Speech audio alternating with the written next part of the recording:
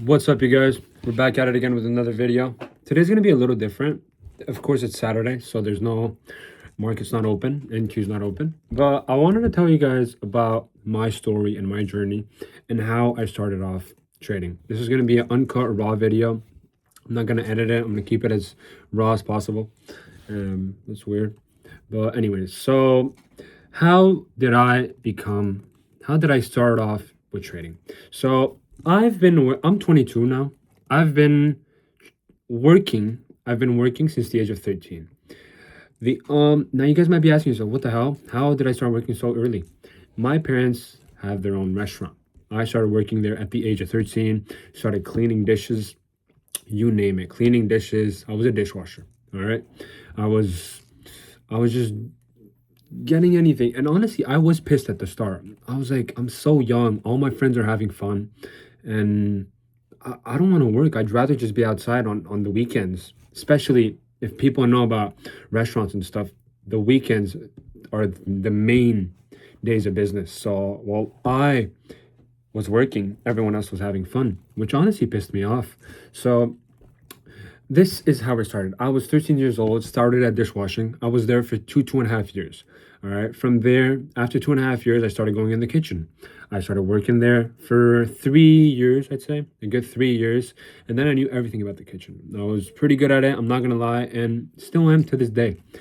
From there, I became a server. I'm not going to lie, you guys see me here and you're probably like, oh, this guy talks a lot. When I tell you I'm the guy that hates talking the most, trust me, the server job haunted me. I didn't want to do it. I was like, I'll have to talk to people. I didn't want to do it. But there was this one day I had no choice because the server called out. So the first day that I was finally learning how to serve, the server calls out. And then I was supposed to have 10 people, ended up having 50. And I'm telling you, when I tell you guys it was the worst service of my life, but that is where I started working around pressure. Pressure was everywhere. Trust me, stress, anxiety. Not even I wouldn't say anxiety, stress, just a pure pressure of serving people on time. Everyone's waiting. You became way more organized and disciplined with your time. You know that every second counts. I heard this somewhere. This was a show. Every second counts. Trust me, guys. I could not tell you guys to give more meaning to those three words. Every second counts. Every second of every day counts. But that's besides the point. So I started serving. I was so happy. I was like, I'm making a lot of money, way more than I was in the back because tips and everything. So, but I always knew ever since a young age that I always wanted to have my own business. I didn't know how. I didn't know what I wanted to do specifically. I was always great in school. I was really good. I was pretty good. So I always at the start I wanted to become an engineer. I wanted to become an engineer. Then engineer. I was through high school. I wanted to become an engineer. From after that, I went. Um, I went through like you could say pre-grad, and then from there I did a session, 2 sessions. I was like, you know what? No, I want to be a lawyer. All right. I always wanted to make money. But the whole problem with those types of jobs were you don't have the freedom of time, which is the biggest asset you have. All right. I always wanted to make money while still having the ability to do everything that I wanted in life. All right. And that is very important for me. All right. Some people, it's perfectly fine for having jobs, going to 9 to 5. They like a structure, then that's perfectly fine. I just always wanted to have the freedom of time. I've been working since such an early age. I always hated. I'm not gonna lie. Sometimes I would think about it. I was like my parents. I was like, why are they making me work so much at such a young age when everyone else is not? But honestly, I'm glad because the discipline that it put in myself was beyond anything something else could have. But yeah, from there, I wanted to become a lawyer. I even wanted to become an astronaut at one point, but I don't know. So then that happened. And then I started, when I was around 17, 18, I was like day trading. I didn't know anything about it. And then I knew that at that time, there was this new Rivian stock coming out. And of course, it was overvalued like crazy. But some friend told me about it. And then when it came out, I instantly put all the money that I had in it. And I was up $1,000 Now you guys might think $1,000 is not a lot, but at that time with the sizing that I had of my account, $1,000 was insane. But my greed took over. It never closed, ended up dumping, and I was always afraid to close because I was like, it'll go back up, it'll go back up. This is what I had left. I had sweet fuck all left. I had nothing. All right. So I was like, what the fuck? Trading's not for me. I gave up. After that, I went through a bunch of different things. I wanted to do this. I wanted to do that. I tried a little bit of drop shipping for like a week, gave up. Never was from, I don't know, because I told you guys, I wasn't really that talkative of a guy, but serving people definitely helped in that case. So that happened. And then from there, I was like, you know what? I don't know what to do. I'll just go to culinary school. Once I'm done, I'll just take the restaurant.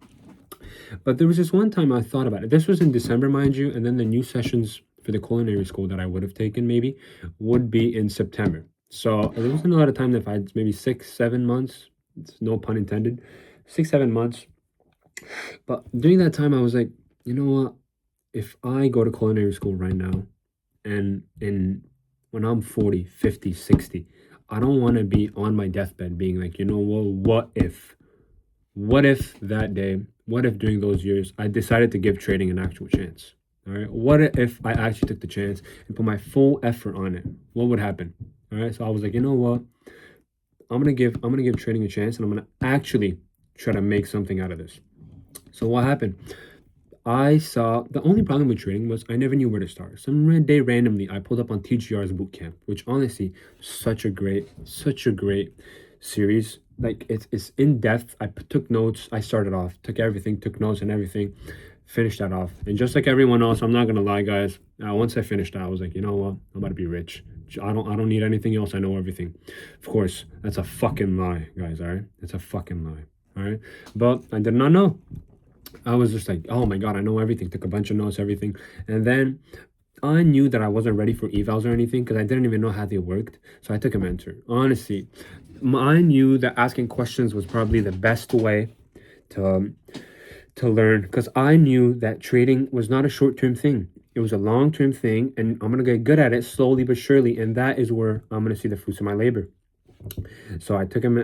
I got a mentor, and I asked a bunch of questions. I still do to this day. He's still with me, guys, because it's a learning path. All right, progress is not always going to be like this. All right, progress is going to be like this. It'll go up, go down, go down. But as long as you do a little bit more than the day before, and you're a little bit better than the day before, it doesn't have to be.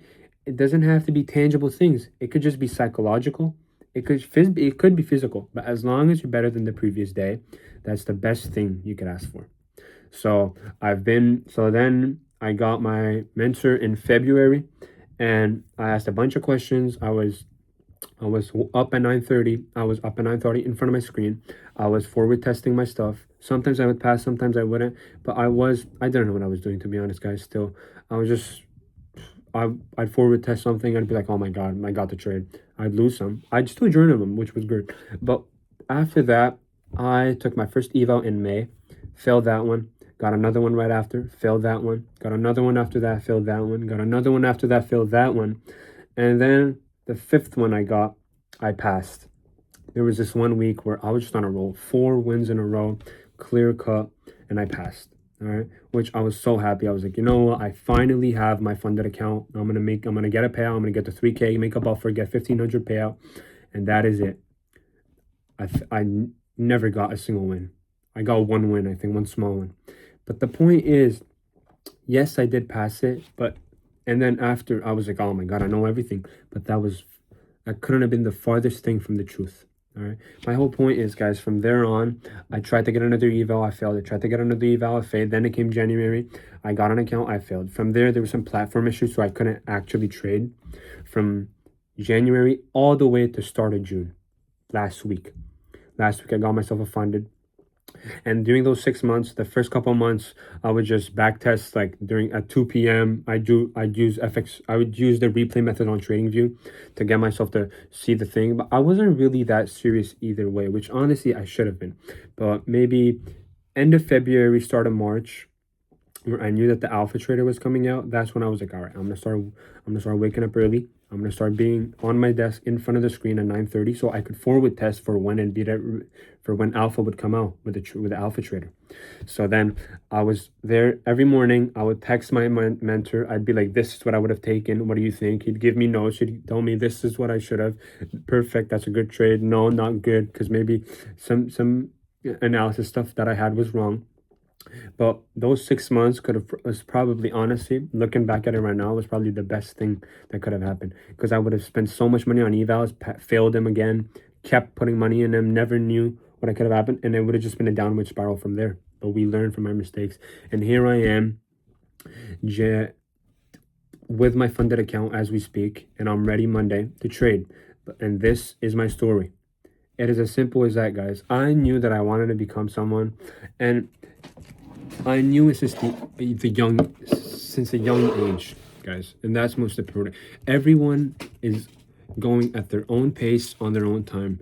You're never early. You're never too late. You're always on time. All right. There's this one book I read, Psychology of Money, and it's not. It explains it very well. My whole point is, I don't remember the sentence exactly, but they say that money for me is gonna have a different value, for example, compared to you, because you didn't grow up in the same circumstances as me, and I didn't grow up in the same circumstances as you. Maybe you grew up during those times where stocks were insane, all right, and then I grew up and we were in a recession, all right. So I would never trust the stock markets compared to you, who grew up where stock markets were booming. My whole point is, everyone's timeline is different. You are never too early. You are never too late. You are always on time. You just got to believe in yourself, believe in what you do. And if you truly have a dream, you have to follow it. I'm still in the learning process, guys. I'm not even close.